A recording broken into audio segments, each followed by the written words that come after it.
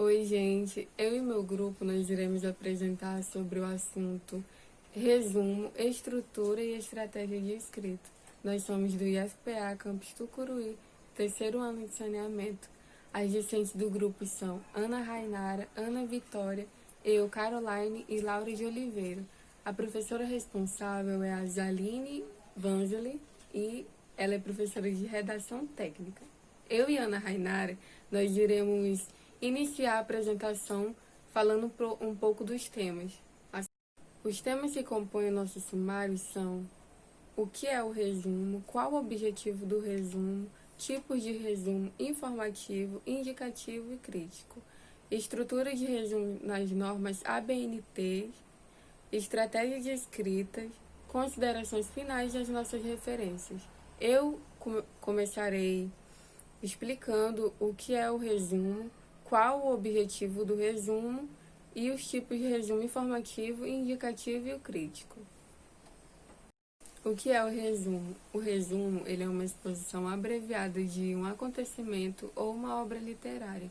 O resumo ele é um ato de resumir alguma coisa através de uma síntese ou um sumário. O resumo tem um sinônimo de recapitulação. Depois que a gente termina de ler um livro, no final desse capítulo, sempre haverá de ter um breve texto com todas as informações e ideias-chave que foram indicadas nesse livro. Qual o objetivo do resumo? O resumo ele é usado para apresentar pontos essenciais, assim como fatos ou ideias principais que foram desenvolvidos no texto. O resumo também tem por objetivo proporcionar ao leitor clareza e informações suficientes para que lhes permita julgar se é necessário fazer uma leitura mais aprofundada em tal texto. Há 3 tipos de resumo, que são o resumo informativo, resumo indicativo e resumo crítico. O resumo informativo, ele serve para informar de forma detalhada tudo que está escrito no texto. Ele segue um pequeno padrão de elementos importantes, como o objetivo, materiais e métodos e resultados e conclusões. O leitor, apenas lendo o resumo informativo, ele saberá de todas as informações que tem no texto. Aqui no nosso slide, nós podemos ver um exemplo de resumo informativo. Também temos o resumo indicativo. Esse tipo de resumo, ele vai indicar os pontos principais do texto, para que o leitor tenha mais clareza das partes essenciais de tal texto. O leitor, ao ler o resumo indicativo, ele já vai saber se ele vai encontrar o que ele quer, sim ou não, no texto. E por fim, nós temos o resumo crítico. Esse resumo ele é conhecido como resenha e ele é mais utilizado para fazer análises gerais de texto ou de um documento. A partir desse texto, o leitor ele pode fazer uma crítica com mais propriedade.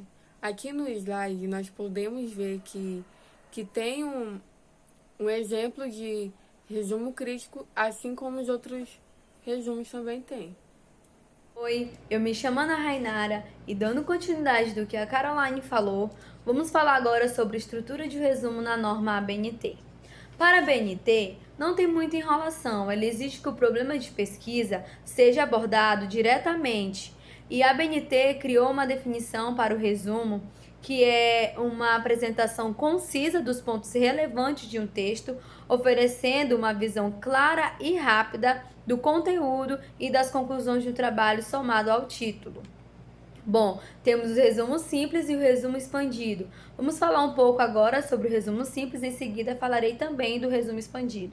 O resumo simples, ele é uma definição dada pela ABNT, que consiste no conteúdo e na estrutura. Bom, o resumo simples, que é um dos mais utilizados, ele deve variar de 100 a 500 palavras, dependendo do tipo de de trabalho de suas exigências específicas, 100 para artigo, 150 para TCC. Tudo isso em um único só parágrafo. O texto deve estar redigido na terceira pessoa do singular, com o verbo na voz ativa. Por exemplo, este trabalho apresenta uma situação política no Brasil. Bom, e não deve conter abreviações, não precisa de referências bibliográficas. E no final do resumo tem que conter 3 palavras-chave separadas por ponto e vírgula. E a estrutura desse resumo simples deve conter necessariamente os pontos a seguir, respeitando sua ordem estabelecida, que é introdução, objetivo, metodologia ou material e métodos, resultados parciais ou concluído, conclusões ou considerações finais. Agora vamos falar sobre o resumo expandido, que o nome mesmo já diz, ele poderá ser maior que o simples, mas não é essa a característica que o define como expandido. A principal diferença entre os dois está na estrutura e na disposição de informações e no fato dele comparar a obra que está sendo resumida com outros conteúdos científicos. No resumo expandido, as informações de cada um dos tópicos aparecem divididas em seções. Isso faz com que o autor tenha mais liberdade de desenvolver o seu texto, entre essas seções. Além disso, outra característica importante do resumo expandido é que ele permite a inclusão de tabelas e gráficos, normalmente possui entre 4 e 5 páginas, comparar o trabalho com as contribuições e outros autores, conteúdo estrutural, título, autores, resumos, palavras-chave, introduções, metodologia, resultados, discussão, conclusão. Agora estarei explicando sobre essa tabela aqui da estrutura, do resumo das normas ABNT. Vamos falar primeiro do resumo simples e em seguida do resumo expandido. Bom, o total de páginas só precisa ser uma página, total de palavras cerca de 300, título tem, nome dos autores não tem, seções em destaque também não tem e não tem, Resultados estatísticos tem, citações não tem. E para o resumo expandido, páginas 3 ou 4, total de palavras depende de especificações, título tem, nome dos autores tem, seções em destaque tem também, resultado estatístico também tem e citações também tem. Agora vamos falar o que é estrutura de escrita, mas primeiro temos que saber o que é ortografia e o que é elemento de coesão. Bom, a ortografia é um conjunto de regras estabelecidas pela semântica normativa que ensina o uso correto das grafias das palavras, como os processos fonológicos com a crase, os sinais gráficos que destacam vogais tônicas abertas ou fechadas, sinais de pontuações esclarecedoras, etc. E o que é o elemento de coesão? Os elementos de coesão são aqueles que ligam a frase e as palavras dentro de um texto. Podemos dizer que esses elementos são responsáveis pela organização de ideias no plano de linguagem textual. O uso correto desses conectivos que dará ao texto uma assistência necessária para a compreensão, isto é, para que o texto indique alguma coisa.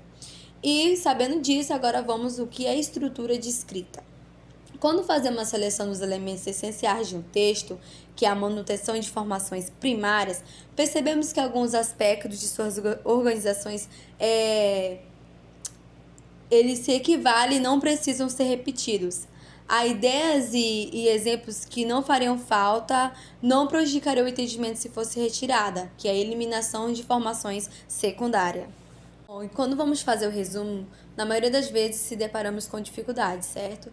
E essas dificuldades dependem basicamente de 2 fatores: da complexidade do próprio texto, vocabulário, estrutura sintática semântica, relações lógicas, tipos de assunto tratado, da competência do leitor, seu grau de amadurecimento intelectual, o repertório das informações que possui e a familiaridade com os temas explorados. E como superar essas dificuldades? Primeiro, leia o texto de uma vez ininterruptamente, do começo ao fim. Essa primeira leitura deve ser feita com o propósito de responder a seguinte pergunta: do que se trata o texto? Segunda, uma segunda leitura faz-se necessária, mas desta vez com interrupções. Pode-se fazer anotações de significado de palavras difíceis e do sentido das frases mais complexas.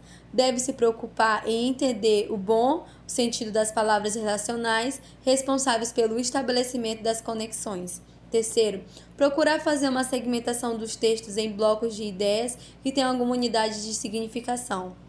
Quarto e último, fazer a redação final com suas próprias palavras, procurando relacionar os segmentos do texto na progressão em que se sucedem e estabelecer relações entre eles. Bom, agora chegamos nas considerações finais. Quero agradecer a todos que nos assistiram até aqui. Quero falar um pouco que os resumos são bastante úteis para estudar, principalmente quando temos materiais bastante extensos de uma determinada disciplina que cairá em uma prova. Por exemplo, são relativamente fáceis de fazer, principalmente por meio de prática. Quando mais a gente pratica, fica mais fácil, né? Porque a prática leva à perfeição. E ajuda muito na memorização de informações, assim como na seleção de fatores mais importantes a serem estudados. Sintetizar texto pode ajudar muito na hora de manter sua atenção aos fatos mais importantes, assim como os pontos-chave dos textos que estão sendo lidos e estudados. Obrigada a todos. Tchau!